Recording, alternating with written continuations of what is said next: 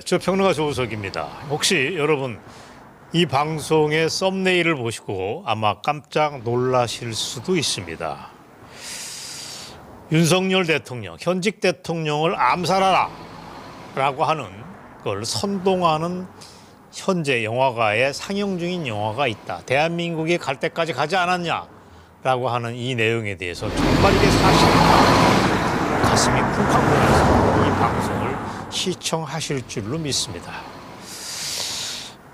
여러분, 정말 이 나라가 갈 때까지 가긴 갔습니다. 저는 그걸 피부로 느낍니다. 남보다 금방 압니다. 오늘 그 이야기 보따리를 풀어놓겠습니다. 사실 이 방송을 굳이 할 필요가 있나 싶어서 안 하려고 그랬습니다. 아닙니다. 이걸 해야겠다고 하는 의무감이 제 가슴 저 밑에서 충동질을 해왔습니다. 그리고 방송하는 사람은 이런 심리가 있습니다. 이왕이면 방송을 할 때 좀 긍정적이고 낙관적이를 얘기하는 게 독자분들이 좋아하실 거다. 이런 생각을 저는 합니다. 하지만 그것도 아닙니다. 아닙니다. 상황이 정말 끔찍한데, 정말 좋지 않은데 좋은 것만을 골라서 말씀드리는 거는 제가 볼 때 때로는 온당하지 않습니다. 그거는 최악의 경우에는 사기 행각일 수도 있습니다. 오늘은 여러분들한테 진실을 보여드리고 싶습니다. 현실이 이렇게 끔찍하다는 걸 여러분 두 눈으로 보여드리겠습니다. 영화 얘기입니다. 한국 영화가 미쳐도 제대로 미쳤다는 얘기를 전달해 드리겠습니다. 그리고 이런 얘기를 공개적으로 글이나 유튜브 영상을 통해서 발언하는 거는 대한민국에서 보셨습니까? 저 조우석 한 사람이라고 아시면 됩니다. 영화판 전체가 미쳤지만 평론임내 하는 친구들 포함해서 기자임내 하는 이들 중에서도 멀쩡한 사람은 없다라고 보시면 됩니다. 자, 오늘 제가 얘기하는 게 더할 것도 뺄 것도 없이 진실이라고 보시면 됩니다. 자, 그러면 도대체 한국 영화판이 어느 정도로 망가졌을까? 어느 정도로 개판이 됐을까를 여러분이 확인을 하실 수 있는데, 운동권, 주사파 운동권이 가지고 있는 친북, 종북 코드를 이 영화에서 증폭시켜줍니다. 영화는 앰프입니다. 스피커입니다. 라우드 스피커입니다. 주사파 운동권이 지금 밑으로 잠복해 있습니다. 물론 민노총을 포함한 전교조 애들이 까불고 있지만 어쨌든 공식적으로 쟤네는 권력을 뺏겼고 잠복해 있는데, 이 친북, 종북 코드, 우리 민족끼리라고 하는 걸 대대적으로 공식적으로 떠들어서 돈을 세고 그걸로 돈 벌고 있는 집단이 영화판이라고 보시면 됩니다. 자, 이를테면 추석에 개봉한 영화 중에서 흥행이 아주 괜찮고 순조로운 건 세 작품입니다. 세 작품 모두를 제가 오늘 정면에서 때리겠습니다. 세 작품이 공교롭게도 다 친북한 코드를 깔고 있습니다. 친김정은 코드를 깔고 있다는 얘기입니다. 자, 우선 첫 번째 짧게 얘기하겠습니다. 영화 645라는 게 있습니다. 영화 포스터를 보시겠습니다. 645. 이게 남북 코믹 영화입니다. 세상에 남북한에 코믹이 어디 있다고 이런 영화를 만드는지 저는 이 자체를 이해 못하겠는데, 이게 벌써 200만 독자가 넘었다고 그럽니다. 내용은 군대에 있는 말년 병장이 한 명 있습니다. 그자가 1등에 당첨된 로또를 주웠습니다. 근데 이게 바람에 날려서 군사분계선을 홀라당 날아가 버립니다. 여기에서 벌어지는 남북한의 해프닝, 시끌벅적을 다뤘다고 그럽니다. 저는 영화의 소재 자체가 이게 아무리 영화적 상상력이라고 하지만 이게 비정상이다, 뭔가 의도적이고 노골적인 정치적인 복선을 깔고 있지 않냐라고 생각하시는 분이 있을 텐데, 그게 맞다고 여러분들에게 확인시켜 드리겠습니다. 자, 이쯤에서 생각나는 게 있으셔야 됩니다. 3년 전 안방극장에서 시청률이 굉장히 높았던 TVN의 드라마 사랑의 불시착, 그거를 연상시킵니다. 사랑의 불시착 드라마 포스터 사진을 보시겠습니다. 잘 나가는 영화 배우들이 총출동합니다. 잘 나가는 탤런트들이 다 나옵니다. 이것도 역시 돌풍에 날아간 대한민국의 재벌의 상속녀가 패러글라이딩을 타는데 돌풍에 날아갑니다. 그래서 북한에 불시착을 하는 설정을 합니다. 그 재벌 상속녀가 북한에 장교하고 그야말로 러브 스토리, 썸씽을 벌인다라고 하는 말도 안 되는 황당한 설정을 합니다. 남북 간에 정말 잘 됐다. 이렇다면 이런 얘기도 나올 수가 있겠죠. 하지만 이거는 말 그대로 미친 겁니다. 그리고 TVN이 누구 겁니까? CJ 거 아닙니까? CJ의 종북질, 눈에 안 보이는 정치질은 제가 나중에 여러분들에게 기회가 나는 대로 또 알려드리도록 하겠습니다. 이 나라 재벌까지 미쳤다. CJ가 누구 겁니까? 이병철 회장의 손녀 그쪽입니다. 재벌이 이렇게 정신병자, 거대한 정신병자 집단이고 그 짓을 해서 돈을 샌다고 하는 거. 끔찍한 얘기입니다. 어쨌든 CJ가 하는 TVN에서 이따위 형편없는 드라마를 만들어냅니다. 보는 사람은 재밌게 봤다고 합니다. 일본에서도 굉장히 한류에 기여를 했다고 됩니다. 하지만 저는 거기에 동의하지 않습니다. 가랑비에 옷 젖는 그런 영화이고 그런 드라마가 아까 여러분들에게 말씀드렸던 영화 645고 엉터리 드라마가 바로 사랑의 불시착입니다. 즉 노골적으로 아니 은연중에 북한과 동화되고 한 몸이 되어 굴러가는 대한민국 모습을 그리고 있는 것입니다. 대한민국 헌법사조가 뭐라고 되어 있습니까? 자유민주적 기본 질서를 바탕에 깔고 있습니다. 명시적으로 그렇게 되어 있습니다. 그렇다면 사랑의 불시착이라는 드라마, 645라고 하는 영화는 다 위헌입니다. 예를 들어서 70년대, 80년대 이런 영화가 가능했을까라고 생각을 해보시기 바랍니다. 제가 볼 때 제정신이 아닌 영화로 코 묻은 돈을 세고 있는 게 바로 이 영화고 드라마입니다. 자, 이게 다가 아닙니다. 공조2라고 해서 지금 500만 명이 넘어가는 굉장한 영화가 있습니다. 공조2 인터내셔널이라고 하는 게 공식 영화 제목인데 이것도 북한의 엘리트 형사를 설정을 합니다. 그런 캐릭터가 있습니다. 이게 남한의 대한민국의 형사와 손잡고서 남한 내 범죄를 소탕한다는 스토리입니다. 영화 포스터 보시겠습니다. 이 영화 굉장히 뜨고 있습니다. 오늘 밝히지만 저는 공조2 인터내셔널이라고 하는 영화, 아까 로또 얘기를 다룬 645가 제정신이 아니라고 봅니다.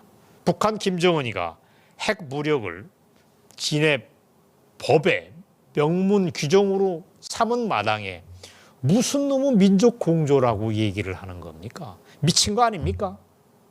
대한민국 5천만이 김정은의 핵 멱살에 끌려가서 지금 생명이 위태롭게 된 마당에 무슨 민족 공조로 사랑을 가꾸고 로또가 어떻게 되고 수사를 같이 해서 범죄를 토탕한다. 이런 설정 자체가 어이없는 것입니다. 자, 오늘 방송은 이제 시작을 제대로 했습니다.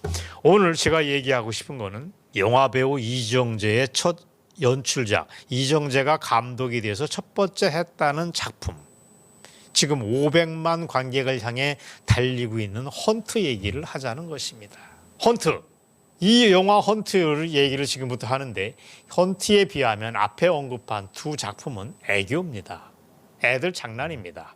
이 헌트 역시 북한 코드를 전진 배치했습니다. 대담하게도 간첩 잡는 국가기관인 안기부 내에 숨어든 북한의 고정간첩 박평우, 이게 이정재가 역할을 합니다. 그가 안기부 차장이라는 설정을 합니다. 또 다른 또 한 명의 안기부 차장 김정도, 배우 정우성이가 합니다. 이 이정재와 정우성 사진으로 보시겠는데 이정재와 정우성이가 경쟁을 한다는 게 바로 이 영화의 주된 줄거리입니다. 자, 무슨 경쟁을 하느냐? 무슨 경쟁이냐? 1980년대 이 나라를 이끌어왔던 대통령 전두환을 암살하기 위해서 둘이 그야말로 피 튀기는 경쟁을 한다는 것이 이 영화의 주된 스토리입니다. 여러분, 이 영화가 정상입니까? 이 스토리가 정상이라고 믿으십니까? 이 영화에서 오로지 80년대 운동권이 그렇게 악마라고 주장해왔던 전두환은 그저 응징과 저주의 대상으로 꼽힙니다. 이 사람을 제거하고 살해한 다음에는 남북 평화협정 체결을 꿈꾼다고 하는 스토리로 연결이 됩니다. 뭐라고요? 남북평화협정이라고 말씀드렸습니다. 남북평화협정이 뭡니까? 문재인이가 입만 열면 떠들었던 바로 그 연방제 통일의 예고편이었습니다. 그게 영화의 바탕에 쫙 흐르는 꿈입니다. 전두환을 처단하라. 그 다음에 남북 간 평화협정을 향해서 간다. 궁극적으로는 연방제 통일을 간다고 하는 설정이 영화의 큰 뼈대입니다. 자, 이쯤 되면 여러분이 정신이 번쩍 나실 겁니다. 즉 제가 얘기하는 헌트, 이 예고편을 보시기 바랍니다. 예고편도 그렇습니다. 윤석열이가 됐건 현직 대통령 윤석열이가 됐건 전직 대통령 전두환이 됐건 제거하라고 하는 걸 크게 메인 카피로 쓰고 있습니다. 즉 영화 헌트는 이름만 영화이지 사실은 좌빨의 신병기, 좌빨들의 비밀병기라고 보시면 됩니다. 좌빨들이 문화에 포장을 했지만 노골적으로 국민을 선동하기 위해서 만든 무기라는 뜻입니다. 도무지 이 영화의 미친 스토리는 정말 제가 볼 때 눈 뜨고 봐줄 수가 없습니다. 이런 걸 영화적 상상력이라고 떠드는 거는 둘 중에 하나입니다. 말장난이거나 사기거나 둘 중에 하나입니다. 제가 이거는 평론가로서의 명예를 걸고 말씀드리겠습니다. 대한민국에서 모두가 침묵을 하고 좌빨 영화계 앞에 눈치를 봐더라도 저는 정확하게 말씀드려야겠다고 하는 의무감이 있습니다. 즉 그 영화는 자나깨나 대한민국을 먹어치우려고 하고 있는 북한의 통전부, 통일전선부 전략에 그저 충실합니다. 자, 다시 한번 묻겠습니다. 간첩 잡는 안기부, 지금 국정원 내의 고정 간첩이 또 다른 안기부 내의 실력자와 손을 잡고서 국정원의 넘버 2 두 명이 있는데 그 사람이 손을 잡고서 비밀리에 대통령을 한다고 하는 설정 스토리 자체가 말이 됩니까? 그리고 평화협정을 체결해서 고려연방제에 꽃길을 깔자고 하는 이런 스토리가 말이나 되는 겁니까? 저는 어이가 없습니다. 그리고 이참에 하나 더 말씀드리겠습니다. 정우성이가 하는 김정도 역할입니다. 운동권보다 더 운동권 같은 아주 꼴통 운동권으로 여기에선 그려집니다. 이 친구가 승진을 해서 안기부 차장까지 올라갑니다. 그 캐릭터가 정말 제가 볼 땐 이해 불가입니다. 그자는 국가를 위해 대통령을 암살하는 게 맞다고 별르는 인물로 그려집니다. 이게 정상적인 영화라고 보십니까? 여러분이 판단을 해보시기 바랍니다. 자, 그리고 이 영화가 그저 전두환 대통령 옛날 40년 전 대통령을 죽이려고 하는 옛날 얘기인가? 저는 그렇지 않다고 봅니다. 여러분 충격받지 마시길 바랍니다. 그리고 용산에 있는 대통령이 충격을 받지 않기를 바랍니다. 놀랍게도 이거는 현직 대통령 윤석열을 죽이자라고 하는 노골적인 선전선동입니다. 실제로 이 영화를 본 젊은 관객들은 이 영화의 메시지를 다 이해했습니다. 아, 이거는 전두환은 미끼일 뿐이고 윤석열을 죽이려고 하는구나 라고 이해를 하고 그렇게 움직이고 있습니다. 자, 제가 증거를 제시하겠습니다. 한 대형 포털에 나란히 달려있는 네티즌 리뷰 3가지를 소개하겠습니다. 네티즌 평점란이 있습니다. 제가 그걸 들여다봤습니다. 지금도 떠 있습니다. 그걸 제가 캡처를 해놨습니다. 여러분과 함께 보시겠습니다. 자, 첫 번째 보시기 바랍니다. 뭐라고 되어 있습니다. 뭐라고 되어 있습니까? 대통령을 제거하라. 그런 이 영화의 메인 카피에만 점수 10점 만점에 10점을 다 준다라고 되어 있습니다. 자, 그 두 번째는 뭐라고 되어 있습니까? 빨리 헌트 시리즈 2가 나왔으면 좋겠다. 헌트 2가 빨리 나오기를 기대한다. 그건 뭐냐? 김건희 여사를 제거하라라는 내용으로 만들어 달라라고 주문까지 하고 있습니다. 그 다음에 세 번째, 간단합니다. 윤석열 제거, 윤석열을 암살하라고 하는 걸로 이 영화는 최고다라고 점수를 10점 만점에 10점을 줍니다. 자, 여러분 오해하지 마시기 바랍니다. 제가 이런 것만 뽑았다 이게 아닙니다. 나란히 걸린 네티즌들의 평가가 바로 이것입니다. 그리고 이 대형 포탈에 댓글이 1000개가 넘게 달렸는데 90% 이상이 윤석열 죽이라고 하는 내용입니다. 아까 말씀드린 듯이 전두환은 미끼 상품으로 던져진 것뿐이고 현직 대통령을 죽이라고 하는 지령으로 관객들이 이해를 했습니다. 실제로 영화 아까 제가 보여드린 영화 헌트의 포스터를 다시 한번 보시기 바랍니다. 자, 대통령을 제거하라고 되어 있습니다. 전두환을 제거하라가 아닙니다. 은근히 윤석열 암살을 암시하고 있습니다. 저는 그저 한숨이 나옵니다. 아닙니다. 등골이 오싹합니다.